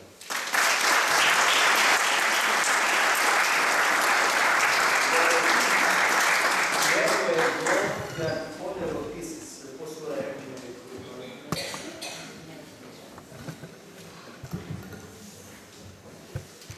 Υπάρχουν ερωτήσεις? Ή να αρχίσω? Στο πρόλογο του λεξικού, έχω αγοράσει το λεξικό ορίσιμο του λεξικού. Αναφέρει ο Σαλές της Ακαδημίας ότι η επικράτηση του ιστορικού λεξικού είναι πρόταση σε αριθμία του κράτους. Τι είναι αυτό, ας πούμε, είχε έλλειψη οργάνωσης, υπήρχε έλλειψη χρηματικών πόρων, γιατί η δική μου εκτίμηση είναι ο Άινης, ο πατέρας στην προσωπικότητα Γεώργιος Κατσιδάκης, ίσως να είχε βάλει πολύ ψηλά το πύχη, έβγαλε το ιστορικό λεξικό με πληθώρα παραδειγμάτων, ίσως να κάνει και στο θέσμα. 60 χρόνια είχα πει 5-6 λεξικών, την απάγησε.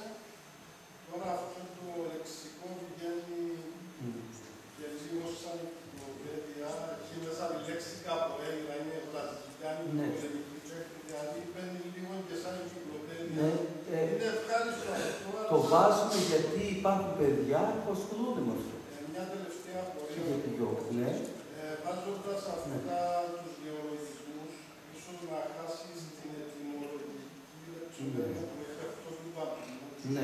Ή να χάσεις την ακριβολογία της ερμηνείας που έχει το λεξικό της κοινού ελληνικής του Ιδρύματος Μαρονική Αναφιλίδη. Που είναι οι δύο αντίπαλοι που θα συναντήσει το λεξικό αυτό.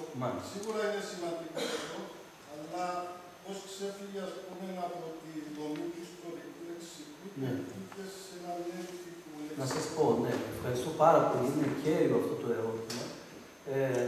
Φανταστείτε ότι το 1908 ο πατέρας της ελληνικής γλωσσολογίας, ο Γιώργος Κατσιδάκης, συνέλαβε αυτή την ιδέα, μέγας επιστήμονας, αλλά σχεδίασε στο μυαλό του, συγγνώμη που το λέω, ένα τερατούργημα. Δηλαδή δεν έβγαινε. Ήθελε ένα λεξικό να συμπεριλάβει όλες τις μορφές της γλώσσας, να είναι ιστορικό, να είναι ετυμολογικό, να είναι χρηστικό. Και δεν μπορούσε να υλοποιηθεί ως ιδέα. Δηλαδή να έχει από τα ομιλικά έτη, τότε δεν είχε αποκρυπτογραφηθεί η γραμμική γραφή Β, από τα ομιλικά έτη μέχρι τις διαλέκτους και τους λογοτέχνες. Αυτό δεν γίνεται. Δηλαδή να συμπεριλάβει 700.000 λέξεις το ένα είναι το δεύτερο, η γλώσσα εξελίσσεται και αχρηστεύτηκε η μεθοδολογία της έρευνας. Δηλαδή, χτίζει σε παλιά σχέδια, χωρίς να κάνεις ένα ουρανοξύστη και είμαστε στον πρώτο όροφο και τρεις καθημερινά. Είναι δυνατόν να συνεχίσουμε. Και το τρίτο, τα ερμηνεύματά του με την εξέλιξη της γλώσσας έφτασε σε μια μορφή διαστροφής. Αν σας πω εγώ τώρα ότι αγόρασα από τη λαϊκή αγορά CQs, τι θα καταλάβει. Πήρα 2 CQs. Ανοίγει στο ιστορικό και λεξικό και τη λέξη αγκούρι την ερμηνεύει. Αγκούρι ίσον σικιός. Δηλαδή η ερμηνεία γελιοποιείται κανείς. Την ωραία λέξη βοσκοπούλα τη μεταφράσει και μενίδα. Και αν θα δείτε τι γράφει για την παντόφλα, εμβάς.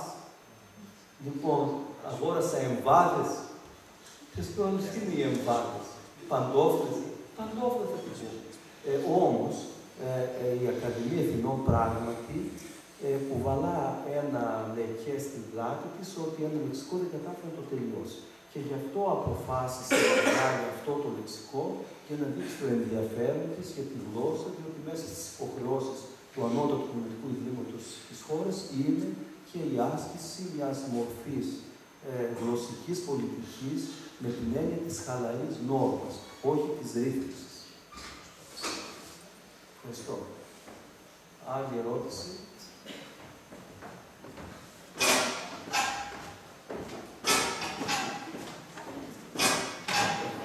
Εγώ έχω μια ερώτηση από χθες που δεν μπόρεσα να μιλάω για Χαραλαμπάκη. Χθες το βράδυ κάτι είπα, δεν με ακούσατε. Το Γιάννης με πώς ανητογράφηκε.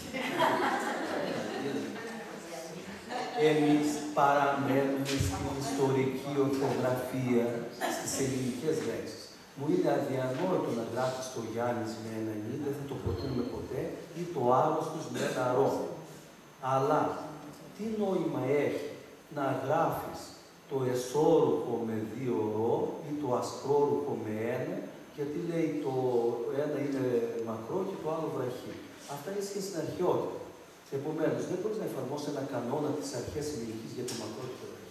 Με αυτή την έννοια και το εσώρουχο και το ασπρόρουχο θα γράψουμε με ένα ρο. Δηλαδή, δεν είναι σωστό να εφαρμόζουμε κανόνες της αρχαίας ελληνικής για την ελληνική.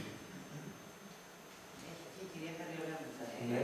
Αν μου επιτρέπετε μια ερώτηση, γιατί μας έχετε μιλήσει αρκετά για τις λέξεις που έχετε βάλει στο λεξικό. Ναι.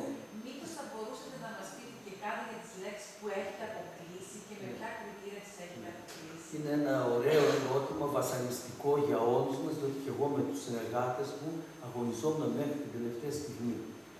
Γιατί θέλαμε να βάλουμε κι άλλες. Να, για παράδειγμα, ήθελα να βάλω τη λέξη self, η οποία πέρυσι χαρακτηρίστηκε ως η συχνότερα χρησιμοποιούμενη λέξη στην αγγλική. Και την έχει βάλει και το λεξικό της Γαλλικής Ακαδημίας, άλλοι τη λένε αυτοφωτογράφηση. Λέω ένα παράδειγμα. Το κριτήριό μας ήταν, όπως είπα το στατιστικό, ξέφυγαν κάποιες λέξεις και τις ξέρω κι εγώ, θα τις βάλουμε και θα αφαιρέσουμε άλλες. Ξέρετε, όλα τα λεξικά, για να χρησιμοποιήσω μια μεταφορική εικόνα ενός Άγγλου γλωσσολόγου, όλα τα λεξικά, αλλά και οι γραμματικές κατά κάποιο τρόπο στάζουν. Αυτός είπε all grammars leak. Όλες οι γραμματικές στάζουν και λέω εγώ όλα τα λεξικά στάζουν. Είναι σαν να έχει μια σακούλα νερό και βλέπεις ότι στάζει. Πρέπει να βάζεις μέσα. Αλλιώς αχρηστεύεται το λεξικό. Αυτή η ανανέωση θα συνεχίσει να γίνεται παράλληλα με την προετοιμασία για την ηλεκτρονική εκπαίδευση. Αλλά τα κριτήρια είναι λίγο ρευστά. Μπαίνει και ο συστηματισμός, μπαίνουν και κάποια στοιχεία. Δηλαδή, κάποιος που δεν έχει δει τα λευκά δίκτυα και μηνύματα, σου πει ότι χρειάζεται αυτό. Εγώ αυθαίρετα, επειδή εντυπωσιάστηκα από αυτή την εκπληκτική τέχνη, το έβαλα. Ο άλλος το πήγε και το βάζει.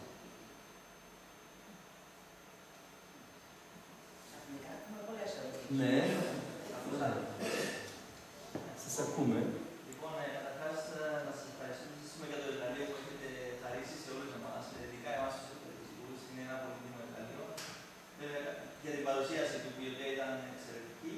Θα ήθελα να ρωτήσω, ανήκουμε σε μια γλωσσική κοινότητα η οποία χρησιμοποιεί μια διάλεκτο.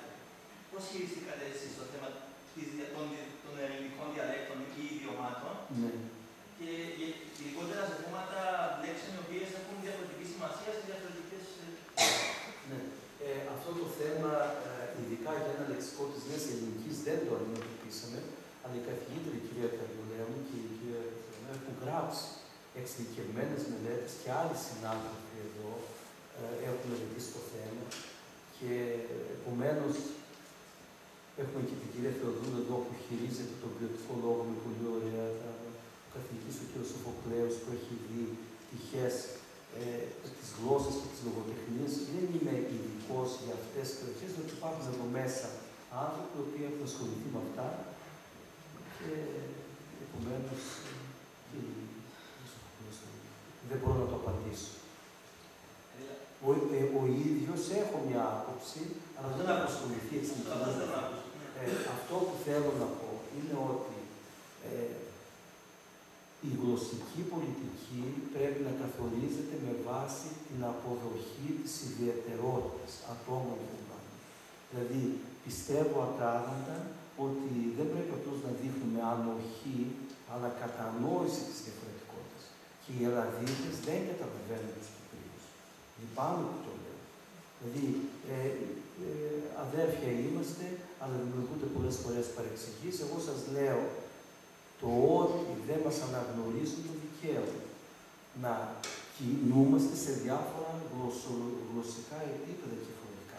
Διότι οι Κύπροι άνθρωποι ανοιχτών οριζόντων και αγγλικά ξέρουν πολύ καλά και τα νέα ελληνικά και τη διάλεκτο, δηλαδή είναι από την πρώτη στιγμή τρίγλωση και μετά προστίθεται και μια άλλη γλώσσα. Και αυτό είναι ικανότητα.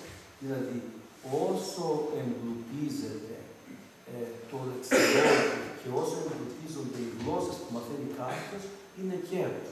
Εγώ έχω πει ότι αν δεν έχουμε τοπικότητα, αυτό που μας στιγματίζουν εμάς ότι είμαστε επαρχία ή επαρχιώτες, αυτό είναι αρετή, διότι την τοπικότητα που χρειαζόμαστε. Όσοι δεν έχουν έρισμα, ένα τόπο που τους συνδέει με τις ρίζες, είναι έρευνα των κυμάτων. Και εγώ έχω προτείνει και άλλοι συνάδελφοι το μοντέλο των πολλαπλών ταυτοτήτων. Δηλαδή είμαι πρώτα Κύπριος και είμαι υπερήφανος γι' αυτό. Αλλά όταν λέω Κύπριος, εγώ μπορεί να είμαι Λεμερεσανός, ο άλλος να είναι από την Πάφο, ο άλλος να είναι από διάφορα μέρη. Άρα λοιπόν βλέπετε ότι και μέσα στην Κύπρο δεν είσαι απλώς Κύπριος, διότι έχεις πάλι μια επιμέρους τοπικότητα. Ανάλογα που είναι το χωριό ή την ιδιαίτερη περιοχή που έχει κάνει. Επομένως, είσαι πρώτα Λεμερεσανός, μετά είσαι Κύπριος, μετά είσαι Έλληνας, ύστερα είσαι Ευρωπαίος και κατόπιν κοσμοπολίτης. Δηλαδή αυτό το μοντέλο των πολλαπλών ταυτοτήτων δείχνει επικοινωνιακές δεξιότητες και αυτό πρέπει να επιδιώκουμε. Όχι να επικρίνουμε αυτή την διάσταση.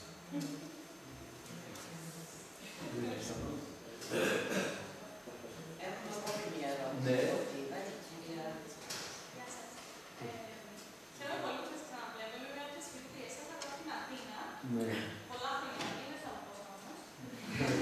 Έχει και άλλη πιο παλιά. Και εγώ συγκινήθηκα γιατί αναγνώρισα τα εκπαιδευτική παιδιά και άλλα τα είχα δει νωρίτερα, αλλά χρόνια χρόνια. Θα με ενδιαφέρει να ακούσω περισσότερα λίγο για την διαδικασία της επιλογής των λέξεων κλπ. Είμαι σίγουρη ότι από την σύντομη εισαγωγή που μας κάνετε ότι μπορούμε να υποψιαστούμε πόσο επίπονο είναι το έργο. Έχω όμως δύο-τρεις ερωτήσεις. Ωραία. Η μία αυτή, ωραία, η άλλη. Έχει σχέση με αυτό. Ωραία, να απαντήσω. Να σας πω, εμείς τι κάνουμε και στην ουσία αυτό το λεξικό γράφει 40 χρόνια. Δεν, σας το λέω ειλικρινά, δεν λάβαμε υπόψη τα άλλα λεξικά. Ξεκινήσαμε από μηδενική βάση για να αποφύγουμε τις κακοτοπιές. Και τι κάνουμε, μας έρχονται το υλικό από βάσεις έντυπες ηλεκτρονικές της Ακαδημίας αυτής. Η ίδια η Ακαδημία είναι τεράστιο υλικό. Από έρευνες, από επιστημονικές μελέτες, από λαογραφικό και άλλο υλικό. Μετά, συμβουλευτήκαμε την περίφημη βάση της Ευρωπαϊκής Τροφής, την περίφημη IATE, Interactive Terminology for Europe. Περιέχει 9,5 εκατομμύρια λέξεις σε 24 γλώσσες, με 560.000 ακρονίμια, με απίθανα πράγματα και είναι, αν γράψετε εκεί στο Google, IATE βγαίνει αμέσως. Επομένως, μετά είχαμε στο Πανεπιστήμιο Αθηνών. Έχω εγώ βάλει ένα σωρό κείμενα και μελέτες. Δέστε στο διαδίκτυο, όχι το Google, που είναι μια πανίσχυρη μηχανή αναζήτησης, αλλά τι ηλεκτρονικά λεξικά υπάρχουν. Υπάρχει ένα καταπληκτικό λεξικό της αργό, της ιατρικής, της βιολογίας, της παλαιότητας. Εκατοντάδες λεξικά. Όλα αυτά τα πήραμε και μετά κάναμε και άλλες αναζητήσεις και ήταν πρωτίστως στατιστικά τα κριτήρια. Αλλά σας είπα όχι πάντα, διότι είχαμε πει, όταν ξεκινήσαμε, αν εμφανίζεται κάτω από 200 λέξεις, δεν τη βάλαμε στο λεξικό.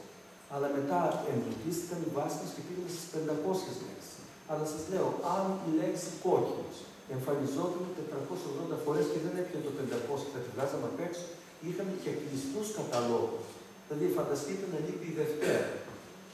Επειδή στατιστικά εμφανιζόταν στα κείμενα τυχαία λιγότερες φορές. Άρα λοιπόν, οι μήνες, οι μέρες, τα χρώματα και ένα σωρό όροι έμπαιναν από κλειστούς καταλόγους. Επομένως, έντυπες ηλεκτρονικές βάσεις και προφορικός λόγος, αλλά δυστυχώς ούτε εδώ στην Κύπρο, ούτε στην Ελλάδα έχουμε πολλές αυθόρμητες καταγραφές προφορικού λόγου. Αυτό είναι μια αδυναμία, διότι θέλει και έξοδα πολλά λεπτά. Εγώ θα ήμουν ευτυχής, έχω πει, χαριτολογώντας, αν είχα υποκλοπές τηλεφωνικά. Δηλαδή, η ωραιότερη γλώσσα είναι να την παίρνεις και να την μελετάς, μη ξέροντας ο άλλος θα τον παρακολουθείς. Φανταστείτε τώρα ένα νεαρό ζευγαράκι να κάθεται σε ένα παγκάκι στο πάρκο και να κουβεντιάζει. Και να πάω εγώ να του πω τι λέγατε, είναι αυτό να του πω τι λέγατε. Όταν δεν σε παρακολουθεί ο άλλος, τότε είναι γνήσια η γλώσσα. Πήγα σε χωριά να μαζέψω λέξεις του κριτικού ιδιώματος και μόλις με βλέπανε, άλλαζαν να μιλήσω καθαρέως. Και σου λέει, και μάλιστα τους έκανε εντύπωση, λέει, εσείς καθηγητής τι ήρθατε εδώ, αυτή τη γλώσσα του χωριά, και δεν πίστευαν ότι ήθελα να μελετήσω τη γλώσσα τους και άλλαζαν την προφορά και δεν μπορούσα να καταγράψω αυτό που θέλω. Ενώ όταν έβαζα την εγγονή να τα γράψει και να μην ξέρει η γιαγιά ότι καταγραφόταν στη μαγνητόφωνο, βγαίνανε απίθανα πράγματα. Θέλω προφορικό λόγο. Ναι, ο καθηγητής ο Δημήτρης. Νομίζω ότι είναι πολύ καλό. Θα ήθελα να σχολιάσω αυτό που έλεγε προηγούμενα για την τοπικότητα. Ναι. Νομίζω ότι εκτιμώ ότι μέχρι το 26 υπήρχε ένα πανεπιστήμιο στην Ελλάδα. Το οποίο ήταν ένα αντίγραφο μεταξύ μονάχου ή κάποιων θεωριών οι οποίοι αντιλαμβάνονταν την ελληνικότητα ως ένα αντίγραφο των αρχιτεκτονημάτων που ήταν στο Μόναχο ή στις άλλες πολιτείες. Και όταν ήρθαν στην Ελλάδα και έβλεπαν τον Παρθενώνα, ήταν το αυθεντικό κτίριο και έφτιαχναν το τρίπτυχο στην Πανεπιστημίου ενδεχομένως. Και όταν αντιλαμβάνονταν ότι έκαναν ένα αντίγραφο του αυθεντικού υπήρχε. Με την ίδια λογική έγινε και στην λαογραφία, όπου ο άλλος πατέρας της λαογραφίας, ο Πολίτης, έκανε ανοσιολογήματα σε βάρος των διαλέκτων. Όταν έπαιρνε το τρίτη γεννήθη ο γεννηθής και τρίτη να πεθάνει, το φτιάχνε τρίτη γεννήθηκε ο διγενής και τρίτη θα πεθάνει. Ουσιαστικά έκανε αυτό που έκανε και ο Χατζηδάκης και οι υπόλοιποι, οι οποίοι όταν ήθελαν να είναι ρυθμιστές των πραγμάτων, και εδώ θα ήθελα να σχολιάσω πολύ καλά τι σημαίνει χρηστικό λεξικό και τι σημαίνει ρυθμιστικό λεξικό. Ρύθμιζαν αυτοί που ήθελαν να εκπολιτήσουν.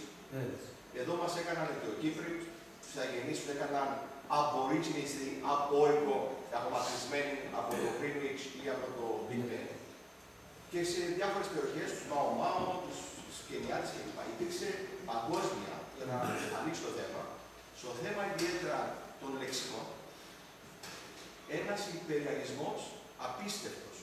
Και υπέφεραν χιλιάδες, εκατομμύρια άνθρωποι, Γιατί τα λεξικά που είχαν δημιουργηθεί από τους μορφωμένους υποτισμένους στις διάφορες περιοχές ήταν περίπου όπως τις ιστορίες των νικημένων που έγραφαν οι νικητές, η ιστορία των γυναικών που έγραφαν οι άντρες, η ιστορία των μικρών που έγραφαν οι μεγάλοι.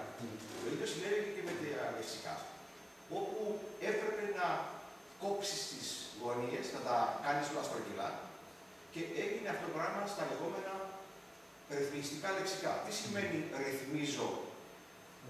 Δηλαδή, γιατί να κάνω τον Καραϊσκάκη στη συνέλευση τη Ζήνος Λεοσθένη, γιατί δεν του άρεσε το Καραϊσκάκη, που δεν ήταν ελληνικό όνομα, ενώ ο άνθρωπος ήταν πολεμιστής. Και του έδωσαν ονόματα τα οποία ήταν ρυθμιστικά. Έτσι. Το ίδιο συμβαίνει με πάρα πολλούς μετανάστες του άλλου, που πηγαίνει στην Καναδά, στην Αυστραλία, στην Αμερική, οπουδήποτε, και από Κώστας γίνεται Γκάς. Αυτό συνέβη σε πάρα πολλές περιοχές. Νομίζω ότι με το λεξικό αυτό πρέπει να σταματήσει η έννοια του ρυθμιστικού λεξικού. Once and for all, για το πώς σε πλήρει η ελληνική γλώσσα. Έτσι. Γιατί το θέμα είναι η εντοπιότητα. Οτιδήποτε δεν χρησιμοποιεί την εντοπιότητα και φέρνει απ' έξω παράδειγμα, είναι ουσιαστικά κονσέρβα που την ανοίξει να φάσει για 5 λεπτά και μετά δεν μπορεί να κάνει τίποτα.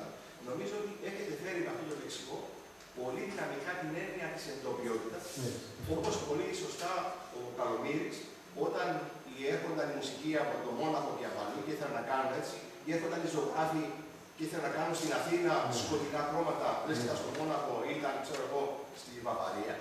Και πρέπει ουσιαστικά να καταλάβουμε ότι η εντοπιότητα είναι η πολύ μεγάλη δύναμη που έχουν οι πολιτισμοί για να δείξουν ότι δεν υπάρχει ελληνικό ροκ, γιατί δεν υπάρχει αμερικανικός καλαματιανός. Είναι πολύ απλή η ομάδα.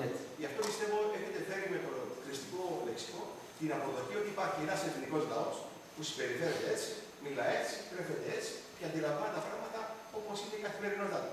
Και υπάρχει και η κοινωνιολογία της καθημερινότητας, άλλωστε, που είναι ένας κλάδος επιστημονικός, που νομίζω ότι τον έχετε φέρει ουσιαστικά μέσα στο λεξικό αυτό και εύχομαι και οι υπόλοιποι συνέδρια να αντιληφθούν ότι υπάρχει μια ενδοελληνική διαπολιτισμική πραγματικότητα, η οποία δεν έχουμε παραδεχτεί και έτσι έχουμε κουρεύσει τους Ποντίους, τους Κυπρίους, τους Κυπριώτες και το καθεξής. Και εύχομαι να πάει όσο πιο δυνατά γίνεται. Σας ευχαριστώ πάρα πολύ. Να ευχαριστούμε πάρα πολύ. Εγώ νομίζω να κλείσουμε τη συζήτηση εδώ με αυτή την πάρα πολύ ωραία παρέμβαση. Πριν τελειώσουμε, κύριε Χαραλαμπάκη, ο κ. Δημητρίδη σας έχει μια έκπληξη. Ως ένδειξη της εκτίμησης και της μεγάλης μας χαράς που ήταν μαζί μας ο Δ. Χαραλαμπάκης, θα θέλαμε να σας χαρίσουμε.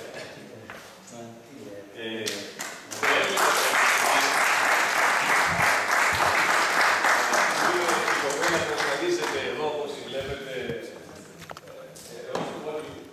που είναι οι πτήσεις, είναι από τα συγκεκριμένα του Κουρίου και εμφανίζεται κρατώντας ένα εργαλείο μέτρησης και έχει επιλεγεί σαν το έμβλημα του Πανεπιστημίου. Σας ευχαριστώ πάρα πολύ. Μεγάλη μας είναι η τιμή και ευχαρίστηση. Και εγώ έχω το λεξικό, αλλά το έχω στο χαρτί. Δεν το ξεχάσατε το φέρνω, αλλά είναι το ελάχιστο. Σας ευχαριστώ πάρα πολύ. Μεγάλη ευχαρίστηση. Είστε πια πάνω.